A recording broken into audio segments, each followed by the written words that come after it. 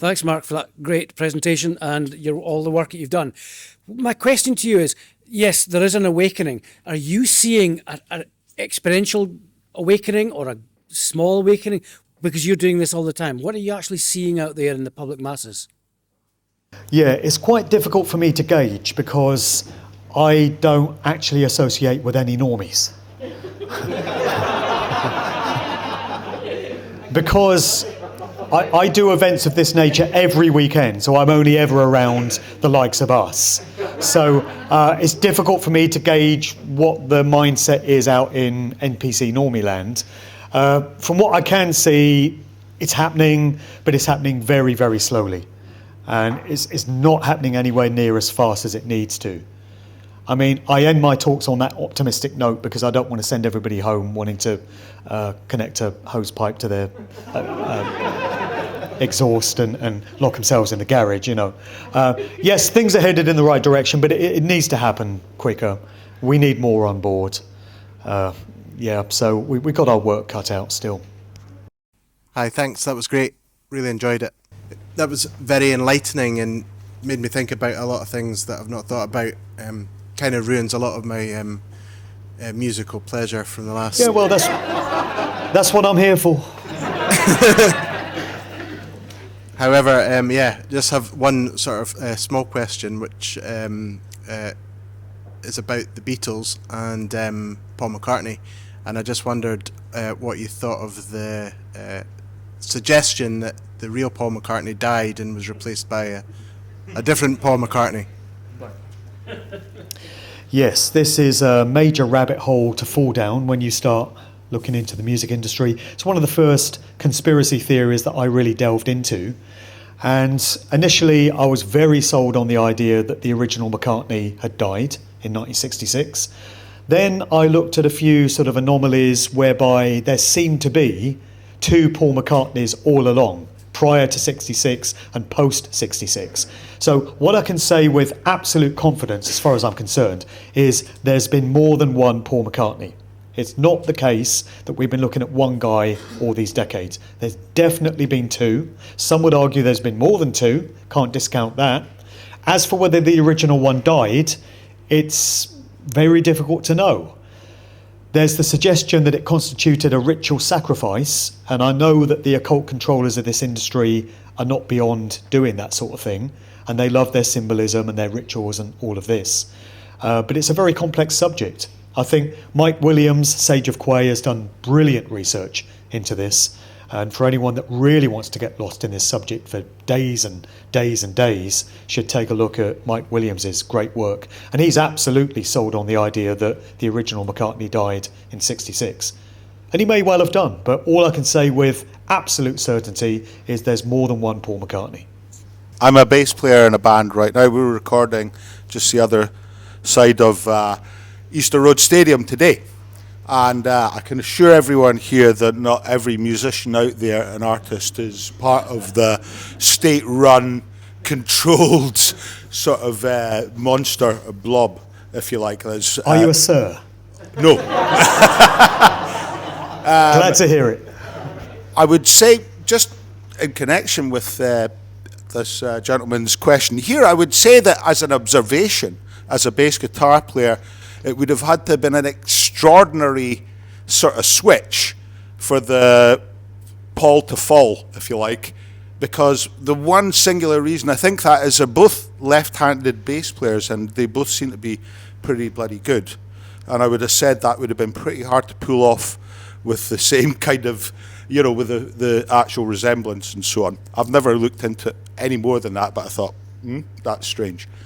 I think... on observation of your, I think you're very much onto something, here. I think there are gatekeepers in the music industry, and I've no doubt there are powers at work trying to control the way that society goes in through the arts and through music. But I would say that there also, I struggle to think about some of the if somebody's got an authoritarian parent or whatever, I get it, there's a lot of coincidences, but there is such a thing as rebellion. I was good friends with a guy called Aidan when I was younger, who was the son of a clergyman, like a local reverend, ran off to join Motorhead on their crew. And actually, funnily enough, later went on to manage a Scottish band called We Free Kings. Do you know him? Anyway, I'd just like to finish off my comment here that, I think I congratulate you for bringing this to the forefront of people's imagination. And I think there's, always question everything. That's one thing I would say. And the punk scene was not always owned.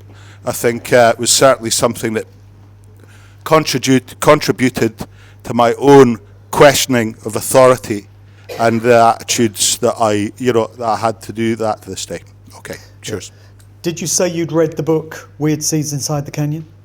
Sorry? Did you say you'd read the Dave McGowan book, Weird Scenes? Yeah, I'd recommend reading that because McGowan lays out all the family connections of all those musicians. So if we're going to say that it was rebellion against parents' value systems, that would have had to have involved every musician on that scene. I'm just saying it can be. In isolated cases, sure, I absolutely accept it can, but when it just keeps happening, that's when I see patterns and trends emerge. So, yeah. Yes. Yeah, my name's Dod Muir. I'm from Leith, not a stranger. I'm curious, have you done any candid investigation into how many people or how many characters are amongst us in society who are now avatars? Because I believe that it's been done since about 1950s, and somebody who's within the AI community said they're pretty good at it. No, I haven't. That's not an area that I've looked into. I've heard those suggestions, but it's not been an area of research of mine. So you probably know more about it than me. No, it's just from observation that people like Hillary Clinton collapsing in a robotic way, getting into a car, and a lot of other things also. Yeah. So I'm convinced they're amongst us. I just don't know to how many and what purposes they're going to be And doing. to what end, yeah. Yeah, me neither.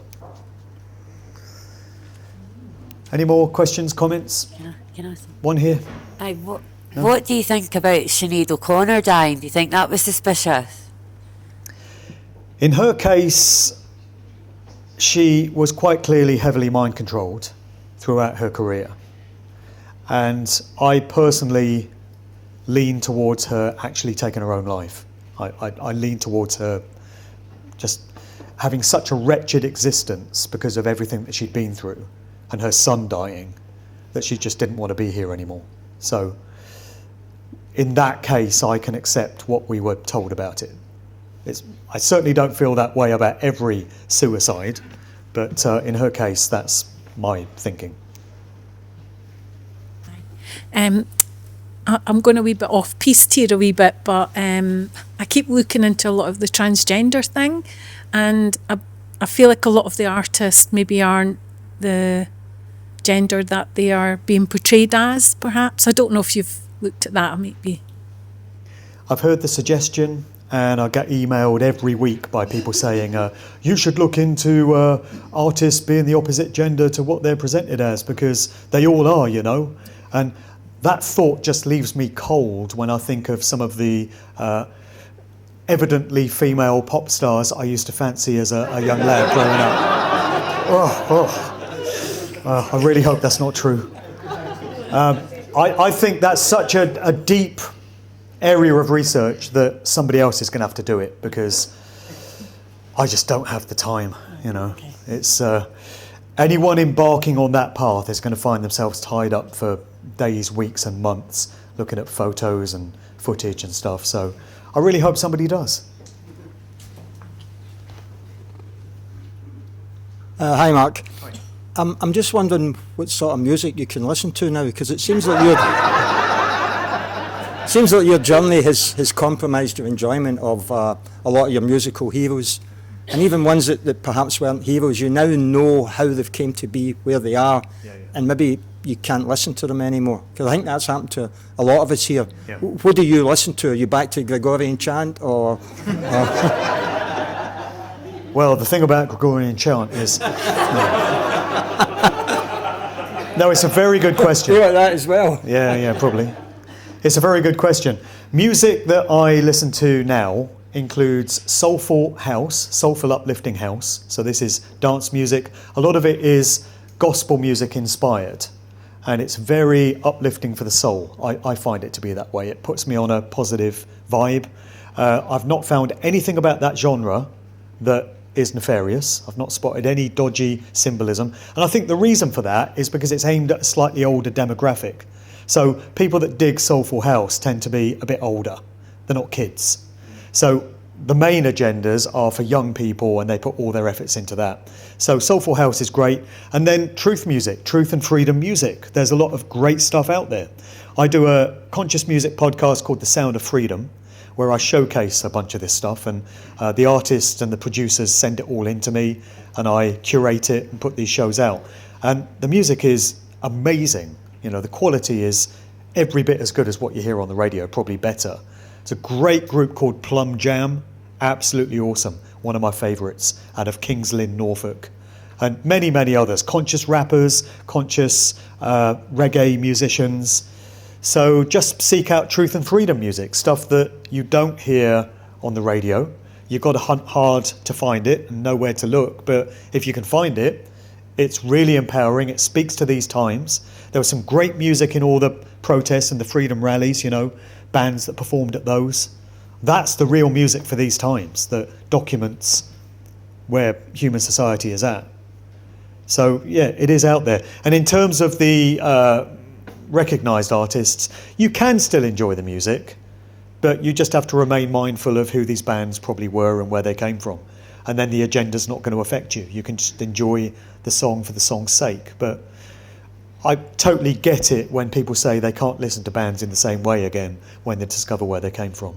And I remind people that even though I piss them off by revealing this stuff, I didn't make it this way. I'm just reporting on it. I wish it was some other way. I wish I didn't have to do this.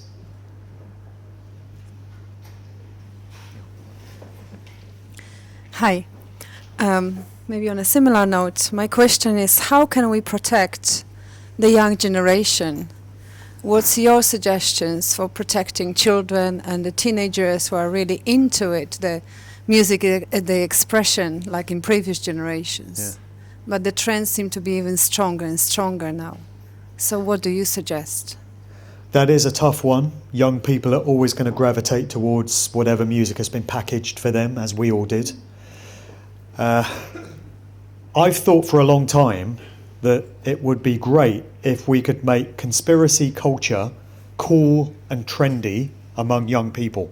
So make it fashionable for young people to spot occult symbolism and satanic agendas and stuff, so that they might be at school or among their friends or whatever, and they'll say, oh, I spotted this in this video. Did you see that pyramid? Did you see that 666 sign? And yeah, he was flashing up the devil horns in this one, you know. So if they can become symbol literate and realise that agendas are getting pushed through this music, and then try and outdo each other with who knows the most about what's getting pushed, we could really be onto something, making all that stuff cool and fashionable. I don't know how you would do that. You'd probably have to get a trend going on TikTok, to be honest, because that's the only platform that young people seem to look at.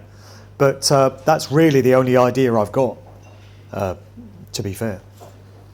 Yeah. Should we have one more? Last one there, yeah? Hi, Mark. Thanks very much. I thought that was really illuminating, great, and it has given a lot of food for thought, I think. But given the fact that you go round releasing all this information, telling us all this stuff, and what's happened to all the musicians, are you ever It's the concerned how do you for stay your safe own? question, isn't it? Yes. How do you stay safe yourself? And do you ever fear for your safety?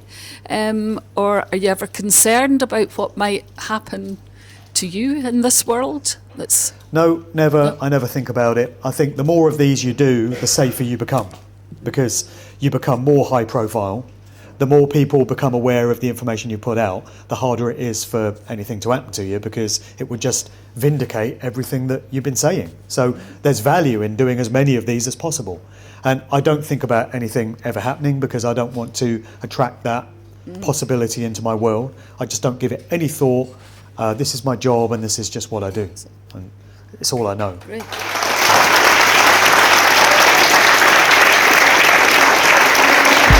Cheers.